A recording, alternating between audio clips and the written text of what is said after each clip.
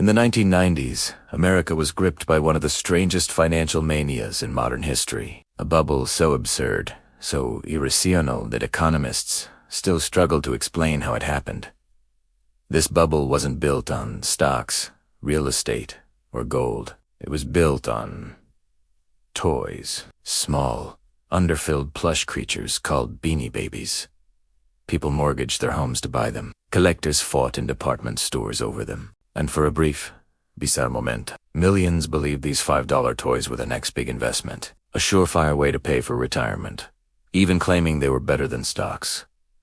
At its peak, a single Beanie Baby could sell for thousands of dollars. But then, something simple and predictable happened that caused the entire plush empire to collapse almost overnight. How did a children's toy become a global speculation bubble? Why did millions believe they were building generational wealth? And what invisible forces drove this bizarre financial mania? Today, we uncover the real story behind the Beanie Baby Bubble, a story of manipulation, scarcity, and the dangerous power of collective belief. This wasn't just a toy craze. This was a financial disaster dressed in pastel colors, and its lessons echo through every modern bubble, from crypto to meme stocks. This is a story of when toys became an investment craze. To understand how a small stuffed animal became the center of a global mania, we have to go back to the early 1990s. The internet was just emerging, malls were booming, and collectibles like baseball cards were becoming big business. At the center of this was an unlikely figure. Ty Warner, a reclusive former toy salesman with an obsession for design and control. In 1993, his company, Ty Inc., introduced a new line, Beanie Babies. They were small, floppy, and cheap just. $5, but they had something most toys didn't. They were deliberately built for scarcity. Warner understood a fundamental rule of human psychology. People want what they can't have. So, Ty Inc. started doing something unprecedented. They retired certain Beanie Baby characters, not because they weren't selling, but specifically to create scarcity. This strategy became the engine of the entire bubble. It's the reason millions of people started seeing these plush toys not as playthings, but as investment assets. But a collectible alone doesn't create a bubble. You need a spark. For Beanie Babies, that spark was the internet. In 1995, collectors gathered on early online forums and fan-made websites. The most important of these was the Beanie Babies Price Guide. This website listed market prices for every Beanie Baby. The problem: these prices were completely unregulated. And so, if someone wanted to make their Beanie Baby seem more valuable, they just had to report a higher sale reel or no-tend. The guide would update. Suddenly, a $5 toy could be valued at $100, then $500, then $1,000. This triggered a powerful psychological storm. First, FOMO.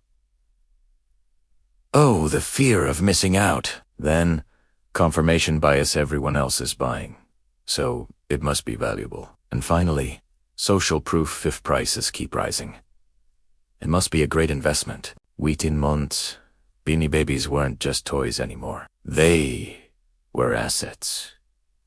They were future gold. And families all across America truly believed they were sitting on a fortune. By 1996, the mania was unstoppable. Beanie Babies were selling out instantly, not to kids, but to adult speculators. People filled garages with them, hoping to flip them for a profit. Then came the explosive price jumps. Princess the Bear was reportedly selling for over $2,000. A royal blue elephant named Peanut surpassed $5,000. The original 9 characters reached mythical status. One Valentino bear with a rare error supposedly hit $42,000. These prices were largely fabricated, inflated by hype and manipulation. But perception is a powerful thing. Newspapers and local news segments began reporting on the frenzy, showcasing families who were supposedly cashing in. In a world before we were all so skeptical of online information, many people thought, if it's on the news, it must be real. The real tipping point was the retired list. Every time Ty Inc. announced a character was being retired, its price exploded. Scarcity became gospel. Collectors would literally wait by their fax machines for the official announcements. Stores were overwhelmed. Fights erupted in mall parking lots. Police had to be called to break up crowds in toy aisles. America had seen financial bubbles before, but never one fueled by plush animals. This was new. This was bizarre. And it was dangerous. Millions of dollars were now flowing into toys. People invested their retirement savings. Some took out loans. Others hoarded thousands of toys in climate-controlled storage units, all based on the simple belief that these would only get more valuable.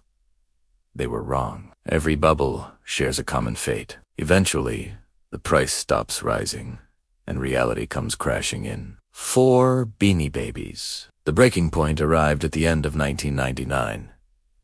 Thai Inc. made a shocking announcement.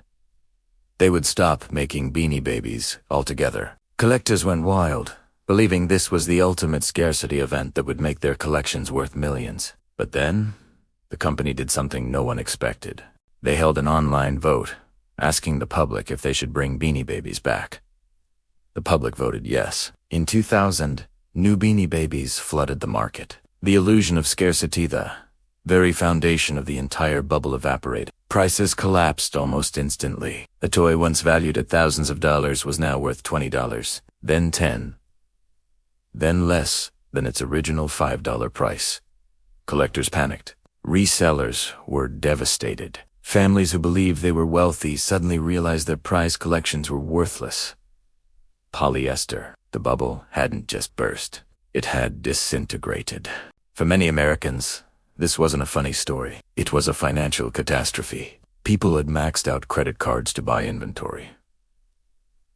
Some had invested their life savings. One couple famously got divorced over their Beanie Baby collection, with a judge forcing them to divide the worthless toys in a courtroom. The fallout wasn't just financial, it was emotional. People felt shame, embarrassment, and deep regret. Millions had believed they were part of a once-in-a-lifetime opportunity. Instead, they were victims of one of history's strangest financial manias. After the collapse, Thai Inc. tried everything to revive the brand. They released limited editions, charity bears, and new generations of toys. But the magic was gone. The core ingredient of the bubble, manufactured scarcity, no longer worked. Collectors had learned a hard lesson.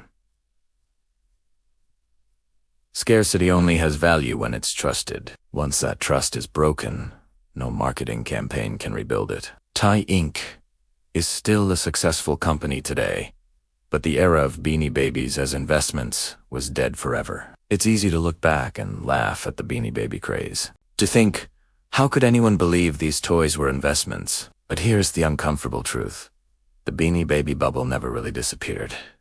It just changed forms. Think about the last 2 decades. Cryptocurrency manias, NFT explosions, meme stocks, sneaker reselling, Funko Pop speculation. They're all built on the exact same foundation. Scarcity plus hype plus belief equals value. We like to think we're smarter today, more irrational, less vulnerable to hype, but history tells a different story. We always believe this time is different. We always chase fast profits, and we always think we won't be the one left holding the bag when it all comes crashing down. The Beanie Baby bubble wasn't an anomaly. It was a warning we've ignored again and again. So, what are the key takeaways? First, scarcity is a powerful illusion. If a company can create scarcity, it can also destroy it. Nothing is truly rare if more can always be made. Second, collective belief can override logic. A $5 toy became a $5,000 investment not because of its intrinsic value, but because millions of people simply agreed it was valuable. And third, every bubble feels perfectly rational when you're inside it. The people in the 90s didn't think they were being foolish. They thought they were being smart. Beanie Babies weren't the first bubble, and they certainly won't be the last. Right now, somewhere in the world, the next bubble is forming. It might be a digital collectible, a new crypto coin, or another toy. It always starts small, grows quietly, and ends the same way, with millions of people realizing too late that the thing they believed in was unworth the price they paid. History doesn't repeat itself, but human behavior does. Every single time. If you enjoyed this deep dive into one of history's strangest financial events, make sure to like this video and subscribe to our channel for more stories like this. And let us know in the comments, were you or someone you know caught up in the Beanie Baby craze? Thanks for watching, and we'll see you next time.